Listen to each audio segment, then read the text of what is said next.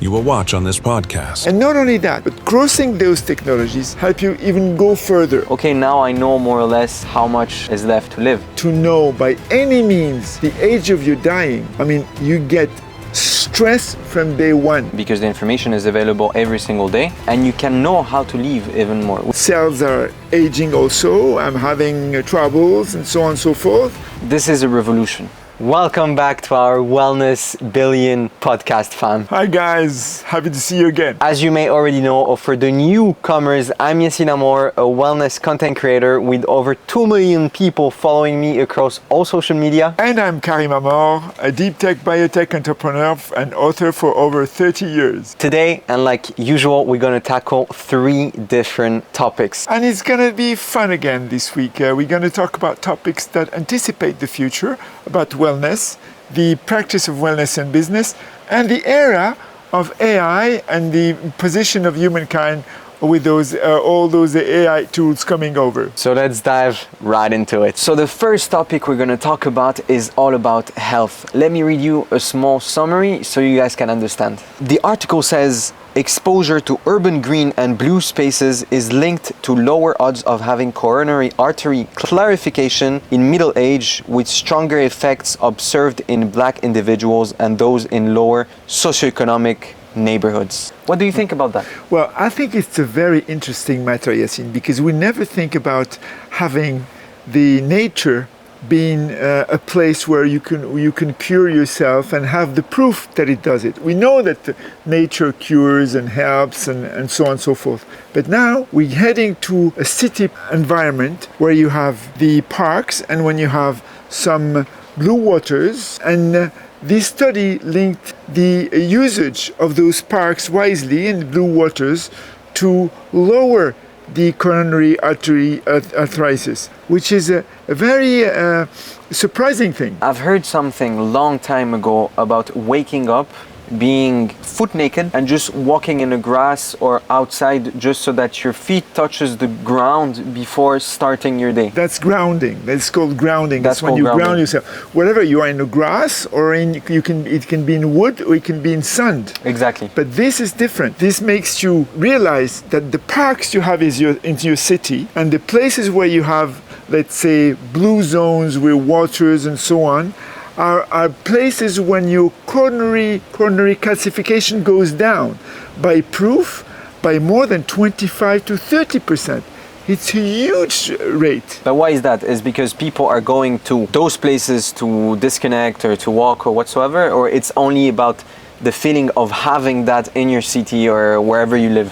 I think it's both. First of all, in the city where everything is overcrowded, I think you realize that you have to go toward nature, whether you're in a city or whether you're in a crowded place. And knowing that for the city planning is a very important matter, because for me, it could be assimilated to going to, it could be like a therapeutics that you bring to people. And those areas, it was proved. I could never expect that coronary diseases could be linked to that, but it is. What I think is that it's all about stress. Living in a city is always like living under stress, obviously with work, with all the pressure that you have around you. And I agree that having, for example, a lot of green surrounding you can relieve that stress. There's a lot of people and actually friends of mine that when they sleep, they put nature on TV. For example, myself, whenever I go to a different place, a forest or something else, I like my stress level go down and I'm ready to kick off a new week in a better environment. Well, this is all about bringing this knowledge into your practices, dear friends, practitioners, because at the end of the day, when you know that, you can put that into your routine and the routine of your clients, allowing them to go to green places in their park. But there is also an opposite thing. Bear in mind that when parks are not well maintained, there is a reverse behavior, which means you get sicker when you see your park and when you go to a park and the park is not well maintained. You get stressed even more than if it was maintained. Because the environment is not good to see and good to be in. So whether you go on waterside where you see fluffy things all around and dirt and so on and so forth, it reverses the thing. So we have to take the fact that it has to be properly maintained into consideration. Like taking this fact, actually, when I did the Morocco road trip and I was going to places where there were no one, and it was beautiful to see. You always saw like some trash here and trash there, and automatically in my head I was like, why is this place destroyed? It's beautiful like this. If you see it from far, you don't see any trash and it's super relaxing. But whenever you go into that place and you're close to that place, you see all that trash, automatically you're in a different state of mind. This comes back to something else. It comes back to education. At the end of the day, imagine yourself in a green park, like we're saying here in any city. Imagine yourself in any city like London, like New York, like Berlin, like Tokyo, whatever city you are in. I cannot imagine going to those cities, finding the parks being all messed up, because it's a part of the city's identity. And when you get to that route, you find out that at the end of the day, you are the one benefiting from it. It's like when you have gardens in the middle of a building. A lot of people should care of their gardens in the middle of the building, and you see some leftovers here and there, whereas if you were maintaining the building, it's a good health for yourself. I agree, 100%. What do you guys think? Let us know in the comments so we can debate with you guys and know exactly your thoughts on that. And there is another thing. There is the fact that today we have technologies coming over, and mostly VR, mixed reality. And I believe very much about it, because in my last book, Renaissance Now, in the last chapter, I revealed the fact that I personally believe that we live in a simulation.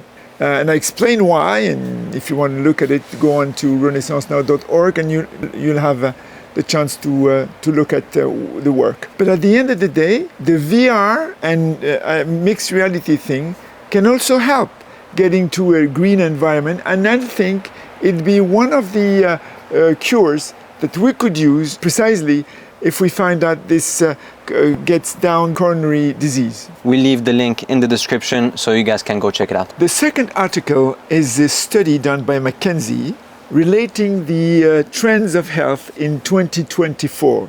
So we'll use this long article for about the next 2 or 3 podcasts to reveal what are those trends and what are they all about and how we can jump into them on a well-length space. But before it, the article reveals that there is an overall trend. Look at the picture and you'll see there is something that is pretty surprising. The picture is about, like you can see, the minimum and Gen Z consumer are spending more on health and wellness than older consumer. I was never expecting this. I mean, I thought the more you age, the more you spend on your health.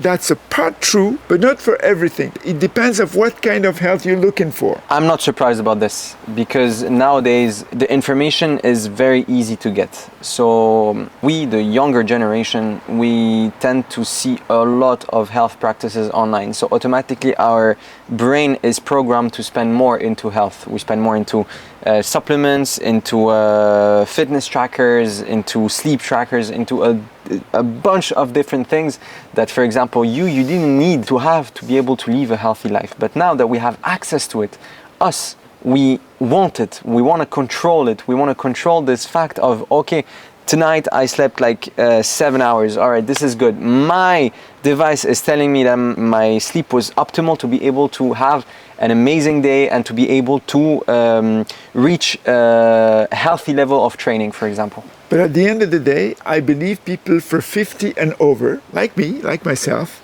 need more tracking for their health, because they come to an age where they need to know what it's all about. Like me, at my age, I feel great. I can't say that I'm greater than when I was 20 or 25 or 30. I mean, I age, cells are aging also, I'm having troubles and so on and so forth.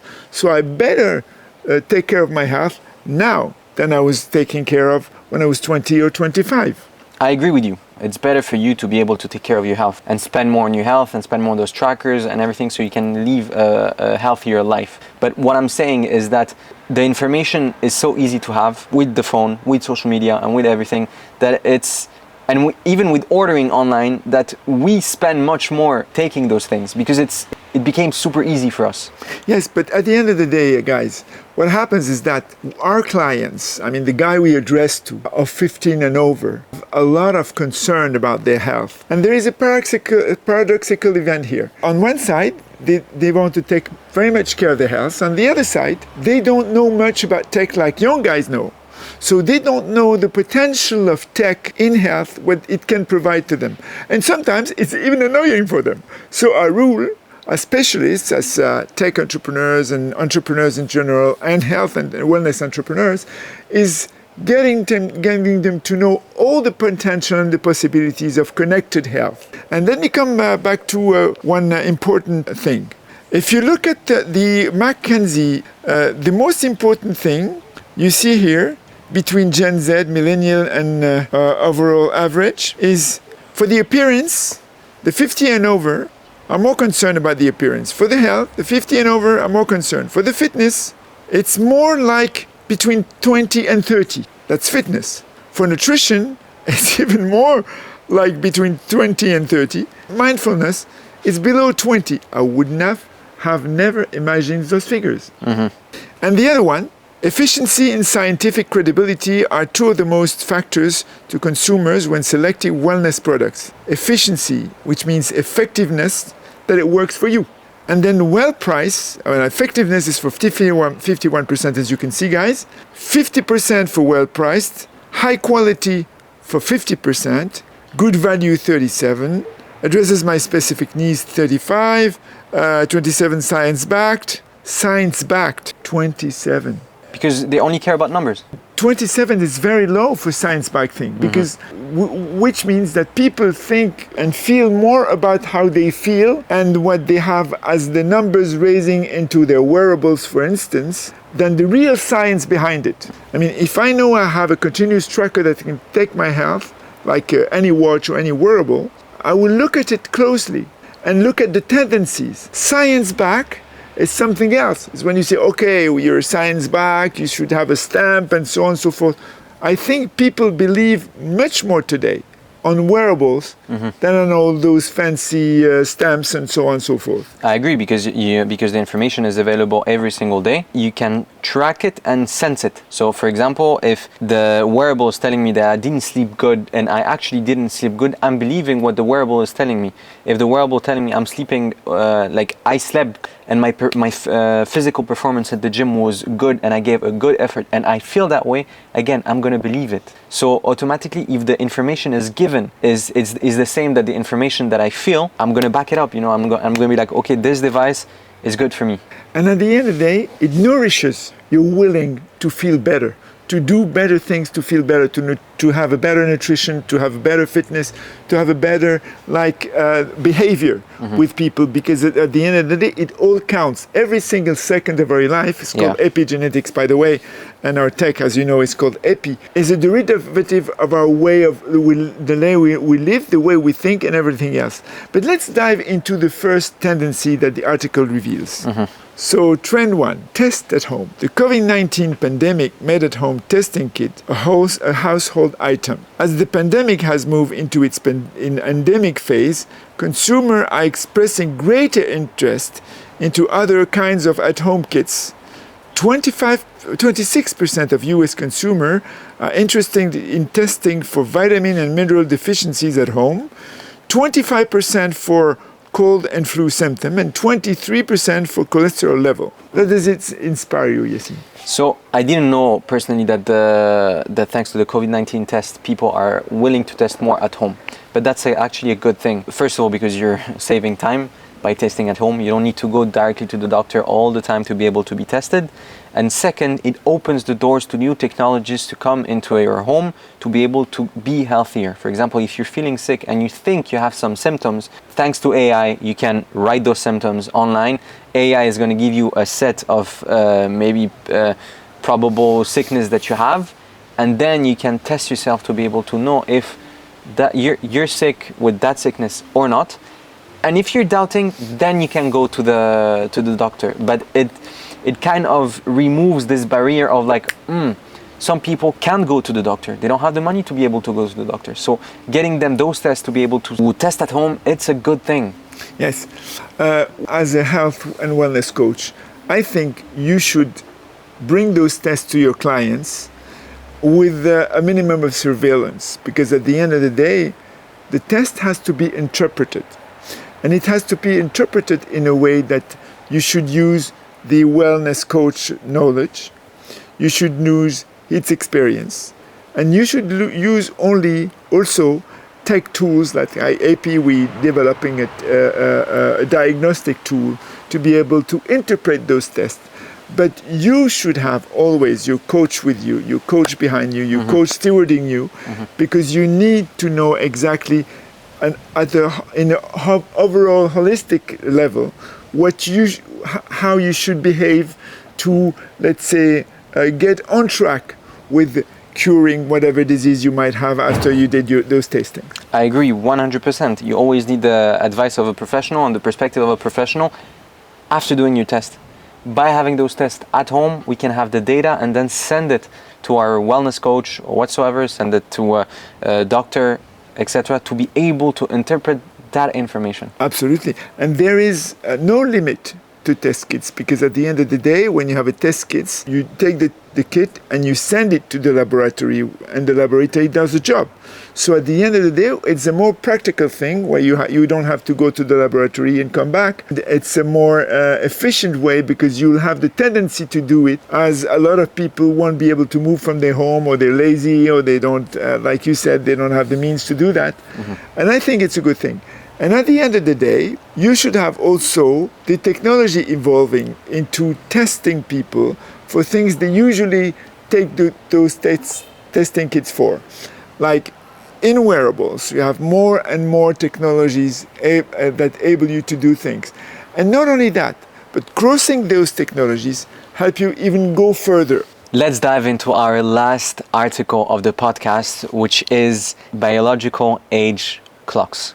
And this is a major topic. For example, when I'm personally weighting myself in a certain scale or whatsoever, and they give me a different age of my body, like there's a gap between the age of my body and my real age, I'm like, how is this possible? So basically, there's clocks to measure biological age, can be constructed from large sets of biological data that change with age, such as DNA, methylation, and clinical measures.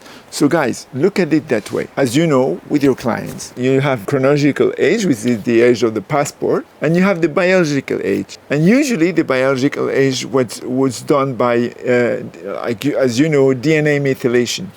But today, more and more, we have technologies that use your health data on a consistent measurement, like we were saying in the first part of the podcast, by measuring with test kits or whatever measurement, but also on a continuous basis, allowing you to link the biological age and to know about it, and to make the difference between the chronological age and biological age. This is a revolution, because with that and that measurement, you can do so much, you can cure so much, you can live even more, and you can know how to live even more with all these texts that we can have today. But it also puts, I'm going to come back to one of the podcasts we did, it also puts a pressure into yourself, because you're like, okay, now I know more or less how much is left to live. Yes, but Yassine, there is a limit to that. When you can predict, like I know, I've heard about the Northern European company that predicted nearly the time when you're going to die, out of all those data with methylation DNA and so on and so forth. I don't participate in that. I don't believe that's a good thing. Why? Because when you get to know by any means the age of your dying, I mean, you get stress from day one. So you have people who say to you, well, if I know my age of dying, I'm going to have fun until the day I die. But no one can predict the day you will die. What you can predict, though, and what we do at 𝐒𝐿 for the sake of stewardship of the patients that are working with health coaches and so on, and entrepreneurs also that are taking care of their health, is having the difference between the chronological age and the biometabolic age, which is the age, the biologic age brought by your metabolism. And this is what our researchers are doing. And I think by that, you'll have the potential of tracking day by day the difference between your chronological age and your biometabolic age. I don't say that it's the only way.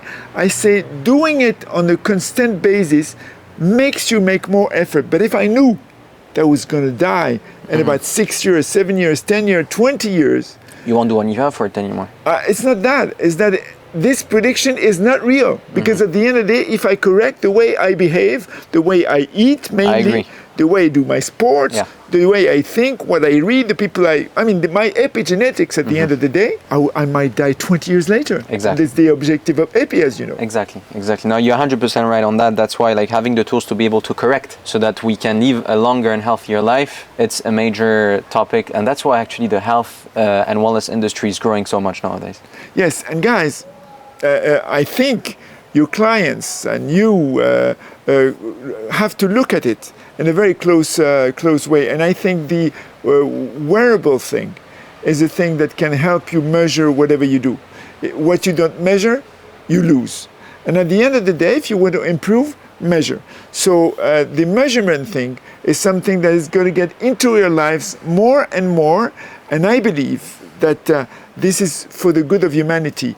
As we say at EPI regarding this, we want to make 120 be the new 60. And it'll take us probably, let's say 2, 3, 4, 5 years, but we'll reach to that. You said something about the wearables, and fun fact, I forgot to put my wearable today. And I feel so bad. I'm like, oh, where's my wearable? I want my metrics. I want to follow my metrics. I want to know what I did today. And that's just a simple wearable. So imagine what we can do actually with EPI to improve our health every single day. As you know, and the researchers have worked on a device that allows EPI to be next to the wearable you have. Yeah. Imagine you have a wearable. I don't want to give any trademark, but let's speak about the biggest in the market, like Samsung, or no commercial here, guys, or Fitbit of Apple or whatever. This wearable is very useful, and it helps a lot improving. It's an improvement tool more than a wearable tool, and we're going to be next to it to help get other data and cross this data with the data coming from those wearables in order to have a more enriched experience and more enriched diagnostics with the experience. So that's what we're going to do. And I think those wearables that you talk about, you have a white a white tan line. It's a must. And I think more and more, not only those wearables, but the wearables that are going to be aligned with it are going to be able to help the health practitioners, the wellness coaches, 100%. the entrepreneurs get in shape and get the people around them in good shape. Because it's going to give the data every single day to correct again and help them be healthier. So guys, bear in mind that we had a tremendous moment with you guys, and we hope to see you next week for another part of Wellness Billion podcast. And don't forget again, I want to know. I want to know one of you guys. I want to know I want to know actually all of you, if you're wearing a wearable or whatsoever, if you're tracking your steps, if you're tracking your health or whatsoever, in the comments. And as always, don't forget to like, subscribe, and turn on the notification button so you don't miss the next one. And speak about it to your clients.